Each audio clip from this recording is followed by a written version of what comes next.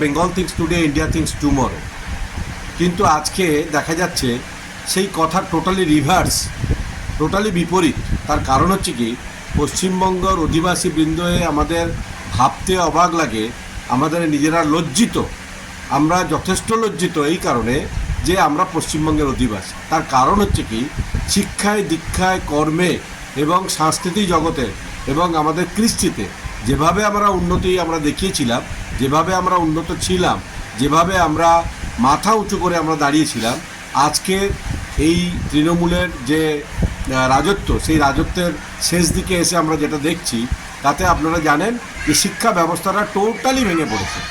আজকে শিশু খাদ্য পর্যন্ত চুরি, আজকে রেশন খাদ্য পর্যন্ত চুরি। ভাবতে অবাক লাগে, আমরা তো কখনো এটা চিন্তাই করতে পারিনি। আজকে আপনারা জানেন বালুদা, যিনি খাদ্যমন্ত্রী, তিনিও পর্যন্ত জেলে, আজকে শিক্ষামন্ত্রী তিনিও পর্যন্ত জেলে। তো চলছে কি, পশ্চিমবঙ্গ কিসের নৈরাজ্য চলছে? আজকে কাটমানি, আজকে একটা সামান্য অটো চালক অটো চালাবে, তাকে পর্যন্ত সেই কাটমানি দিতে লাগবে, সে কায়িক পরিশ্রম করবে, তাকে টাকা দিতে লাগবে। আজকের একটা মানুষ ঘর পাবে, সেই ঘরের তাদের পার্সেন্টেজ দিতে লাগবে, সেই কাটমানি প্রথা চলেছে।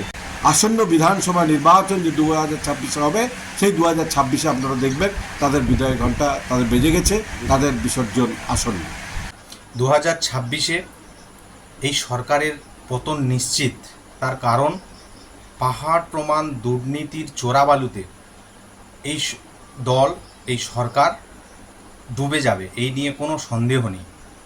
খাদ্য, বস্ত্র, বাসস্থান, শিক্ষা সব জায়গাতে যে ধরনের দুর্নীতি বাসা বেঁধেছে এবং মানুষ তাতে যে অতিষ্ঠ, এটা প্রত্যেকটি মানুষ বুঝে গেছে এবং মানুষ তার যোগ্য জবাব 2026-এ দেবে, এই নিয়ে কোনো দ্বিমত নেই।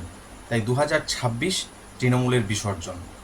মাননীয় মুখ্যমন্ত্রী তিনি যেটা দেখাচ্ছেন, যে যেগুলো সব অবৈধভাবে, যেগুলো বিভিন্ন জায়গার থেকে যারা এসে আমাদের ভারতবর্ষের মতো একটা মহান দেশে যারা ভিড় করেছে, তারা যাতে সেই অবৈধ কার্ড করে, ভোটার কার্ড, আধার কার্ড করে তারা যেভাবে ভোটাধিকার প্রয়োগ করে, সেটাকে বন্ধ করার জন্য ইলেকশন কমিশন অফ ইন্ডিয়া যে পদ্ধতি নিয়েছে, সেই পদ্ধতিকে আমরা স্বাগত জানাই।